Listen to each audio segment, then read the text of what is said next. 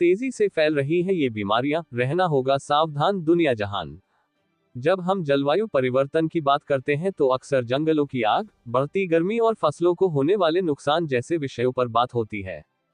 लेकिन जलवायु परिवर्तन पर बहुत कम चर्चा होती है। क्लाइमेट चेंज की वजह से दुनिया के कई हिस्सों में तापमान बढ़ रहा है और उससे कई फंगल बीमारियां या फंगस के कारण फैलने वाली बीमारियां भी बढ़ रही हैं। खास तौर पर दुनिया के उन ठंडे इलाकों में जहां पहले सर्दी के कारण फंगस जीवित नहीं रह पाते थे, लेकिन अब वहां तापमान में वृद्धि से स्थिति बदल रही है। मैनचेस्टर यूनिवर्सिटी के एक शोध के अनुसार एक जानलेवा फंगस जो आमतौर पर गर्म देशों में पाया जाता था और जिससे लाखों लोग संक्रमित होते हैं, वो जल्द ही यूरोप में फैल सकता है। एस्परगिलोसिस फेफड़े की एक घातक बीमारी है जिससे हर साल दुनिया भर में लगभग 18 लाख लोगों की मौत हो जाती है।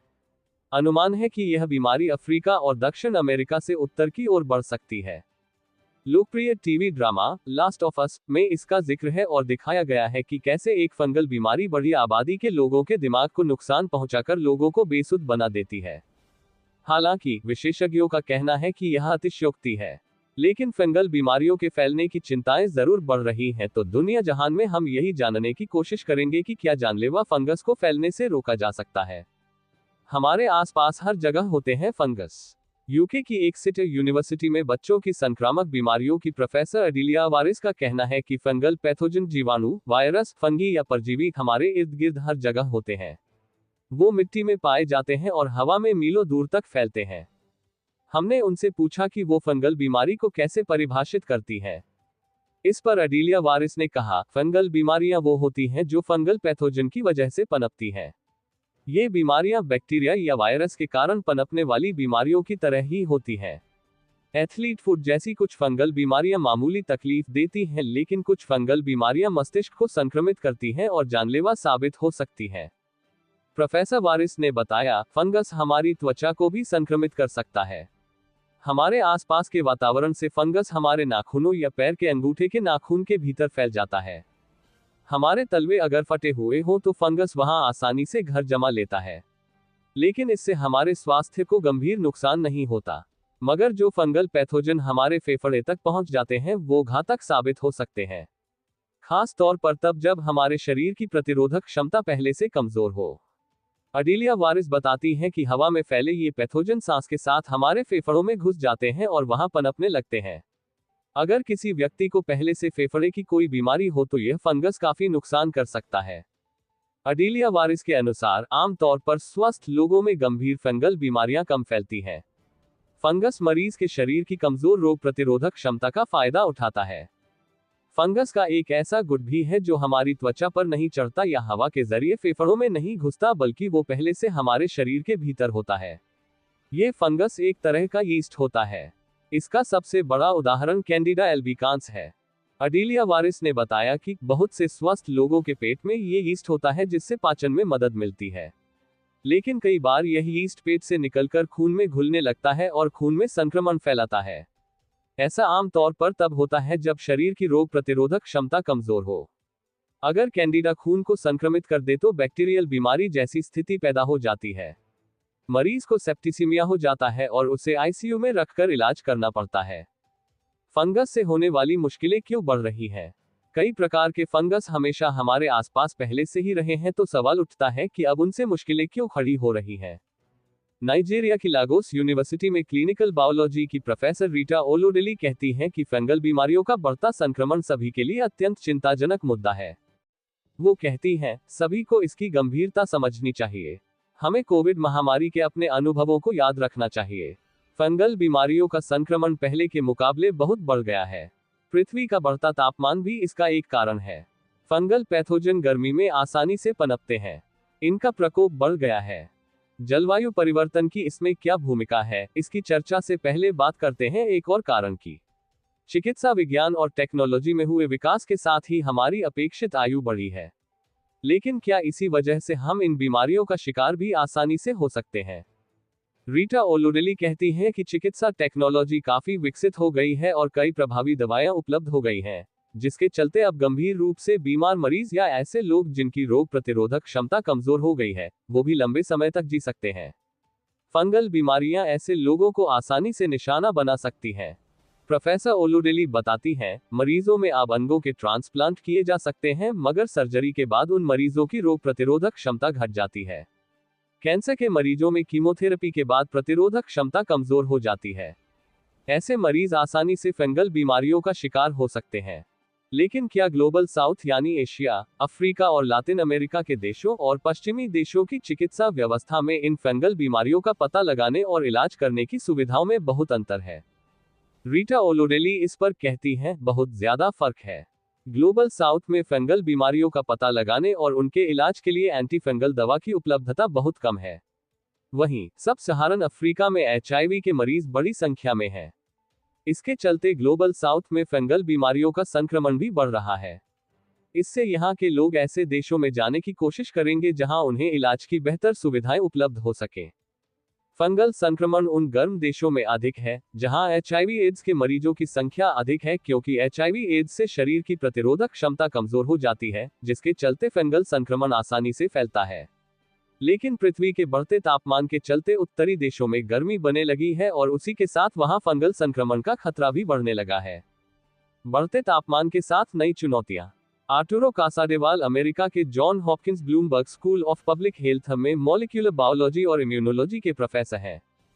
वो कहते हैं कि जैसे जैसे धरती पर तापमान बढ़ेगा वैसे वैसे फंगल बीमारियों का संक्रमण उन जगहों पर फैलेगा जहां अब तक नहीं था। प्रोफेसर आर्टुरो कासाडेवाल के मुताबिक, हम जानते हैं कि हर जीव अपने आप को वातावरण के अनुसार ढालकर जीना सीख लेता है। जैसे जैसे पृथ्वी पर तापमान बढ़ रहा है उससे कई बीमारियां पनप सकती हैं। कई ऐसे जीव हैं जो सामान्य तापमान में पौधों और मिट्टी में पल सकते हैं। इसलिए बढ़ते तापमान के साथ ऐसी फंगल बीमारियां सामने आ सकती हैं जिनके बारे में मेडिकल साइंस को अभी पता नहीं है। जलवायु परिवर्तन एक बड़ा मसला है और हमें देखना होगा कि किस प्रकार का तापमान फंगस के पलने के लिए अधिक अनुकूल है। इसी के आधार पर यह पता लगाया जा सकेगा कि भविष्य में फंगस दुनिया के कौन से इलाकों में फैलेगा। आर्टुरो कासाडेवाल ने बताया कि फंगस के लिए नमी काफी जरूरी होती है। जैसे मशरूम जंगलों में बारिश के बाद पनपता है, उसी तरह फंगस को भी काफी मात्रा में पानी की जरूरत होती है। अत्यधिक नमी वाले इलाकों में वो आसानी से पनपता है। पृथ्वी के बढ़ते तापमान की वजह से कहीं रेगिस्तान बनेंगे तो कहीं ज्यादा बारिश होगी। दोनों से ही फंगस को फलने फूलने में मदद मिलती है। मिसाल के तौर पर अमेरिका के दक्षिण पश्चिमी रेगिस्तानी इलाके में कुक्सीडियोडिस इमिट्स नाम के एक फंगस से होने वाली बीमारी दिखाई देने लगी है। प्रोफेसर आर्टुरो कासाडेवाल के अनुसार, जैसे जैसे रेगिस्तान फैलेगा इस जीव की उप प्रजातियां भी पैदा होंगी। हम जानते हैं कि नमी तापमान और जलवायु परिवर्तन से प्रभावित होती है।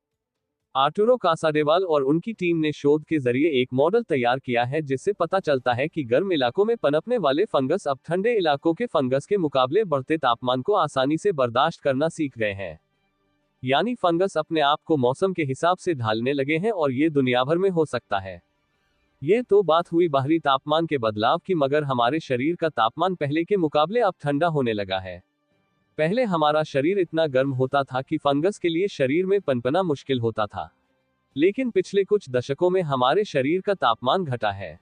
आर्टुरो कासाडेवाल ने कहा कि हमारे शरीर का सामान्य तापमान 37 डिग्री सेल्सियस होता था, जिसमें फंगस का जीना मुश्किल होता था।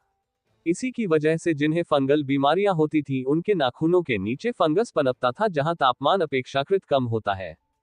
आर्टुरो कासाडेवाल का कहना है कि लगभग 100 साल पहले हमारे शरीर का जो सामान्य तापमान होता था, अब वह 1 डिग्री कम हो गया है। इसकी वजह से अब शरीर फंगल बीमारियों का शिकार होने लगा है। पहले लोगों में टीबी और दूसरी संक्रामक बीमारियां होती थीं, जिससे शरीर में सूजन बढ़ती थी और शरीर का तापमान बढ़ जाता था। अब आधुनिक दवाइयों की मदद से ऐसी कई बीमारियों पर काबू पा लिया गया है, जिससे अब शरीर का तापमान भी कम हो गया है, लेकिन फंगल बीमारियों के लिए पनपना आसान हो गया है। मगर पृथ्वी का तापमान बढ़ रहा है तो हम किस प्रकार अपनी सुरक्षा कर पाएंगे? फंगल बीमारियों से कैसे होगा मुकाबला? फंगल बीमारियों के इलाज के लिए इस्तेमाल होने वाली दवा की किस्म को अजिल्स कहते हैं, जिसका इस्तेमाल आमतौर पर फसल को फंगस से बचाने के लिए भी किया जाता है। समस्या यह है कि इसका इस्तेमाल इतना बढ़ गया है कि फंगस अपने आप को इससे बचाने के लिए ढाल रहे हैं। ये कहना है माइकल ब्रोमली का, जो ब्रिटेन की मैनचेस्टर यूनिवर्सिटी में फंगल बीमारियों के प्रोफेसर हैं। प्रोफेसर ब्रोमली कहते हैं, आमतौर पर अस्पताल में फंगल बीमारियों के इलाज के लिए अजिल क्लास की दवा का इस्तेमाल होता है। हम देख रहे हैं कि अब फंगस पर इन दवाओं का पहले जैसा असर नहीं हो रहा। दवा से बचने की उनकी क्षमता तेजी से बढ़ रही है। इसकी वजह पर्यावरण में फंगीसाइड या फंगस निरोधक दवा की मौजूदगी है। फसलों को फंगस के पैथोजन से बचाने के लिए इन दवाओं का छिड़काव होता है। खेती में बड़े पैमाने पर अजीज दवा के इस्तेमाल से फंगस में इन दवाओं से बचने की क्षमता आ रही है। एस्परगिलस फंगस की वजह से खाद्य सामग्री खराब हो जाती है और सड़ने लगती है। माइकल ब्रोमली ने बताया कि यूरोप में हर साल खेतों में फसल पर लगभग 10,000 टन फंगीसाइड का छिड़काव होता है। एस्परगिलस मिट्टी और खाद में रहता है। बड़े मात्रा में फंगीसाइड के छिड़काव से इस जीव ने फंगीसाइड से लड़ने की क्षमता हासिल कर ली है। इन्हीं अजील्स का इस्तेमाल अस्पतालों में फंगल बीमारियों के इलाज के लिए होता है, इसलिए संक्रमण एस्परगिलोसिस पर उनका खास असर नहीं होता। समाधान क्या है? माइकल ब्रोमली कहते हैं कि कुछ लोग खेतों में फंगीसाइड के इस्तेमाल पर प्रतिबंध लगाने की मांग करते हैं, लेकिन ऐसा हुआ तो फसल खराब होने लगेगी और खाद्य सामग्री का उत्पादन घट जाएगा। लेकिन माइकल ब्रोमली इन दवाइयों का विकल्प खोजने में लगे हैं। वो कहते हैं कि उन्होंने ऐसे रासायनिक द्रव्य बनाए हैं जो फंगस के डीएनए को बाधित कर देते हैं, जिसके चलते फंगस की कोशिकाएं जी नहीं पाती। इस समस्या से निपटने का एक तरीका और है जिसे फोस्मानोगेपिक्स कहा जाता है। यह एक क्रांतिकारी पदार्थ है जो फंगस को रोक सकता है। यह अन्य एंटीफंगल दवाओं से कुछ अलग है। प्रोफेसर ब्रोमली का कहना है कि ये दवा आने वाले कुछ सालों में उपलब्ध हो जाएगी। यह आशा की एक और किरण है। एस्परगिलोसिस एक ऐसी खतरनाक बीमारी है जिससे हर साल दुनिया भर में हजारों लोग मारे जाते हैं। माइकल ब्रोमली कहते हैं कि एस्परगिलस मिट्टी और हवा में मौजूद है और लोगों के फेफड़ों तक पहुंच जाता है। लेकिन अगर हम इन नई दवाओं की मदद से एस्परगिलस को वातावरण में फैलने से रोक पाए तो भविष्य में इससे बहुत मदद मिलेगी। आशा की इस किरण के साथ ही हम लौटते हैं अपने मुख्य प्रश्न की ओर, क्या हम जानलेवा फंगस को फैलने से रोक सकते हैं? कुछ फंगल बीमारियां मामूली होती हैं लेकिन कुछ जानलेवा होती हैं। इनका पता लगाना इसलिए मुश्किल होता है क्योंकि इनके कई लक्षण दूसरी बीमारियों के लक्षण जैसे महसूस होते हैं। सही उपकरणों के बिना इनका पता लगाना मुश्किल होता है। फंगस हमारे शरीर के भीतर ही नहीं, बाहरी वातावरण में भी मौजूद है। बढ़ती आबादी के साथ खाद्य सामग्री की मांग भी बढ़ी है। इसे पूरा करने के लिए फसलों को बचाना जरूरी है, जिसके लिए फंगीसाइड का इस्तेमाल आवश्यक है। लेकिन फंगल बीमारियों के प्रभावी इलाज के लिए नई दवाएं विकसित की जा रही हैं, यानी हम निश्चित ही फंगल बीमारियों पर काबू पा सकते हैं। सवाल यह है कि क्या हम ये लक्ष्य जल्द हासिल कर सकते हैं?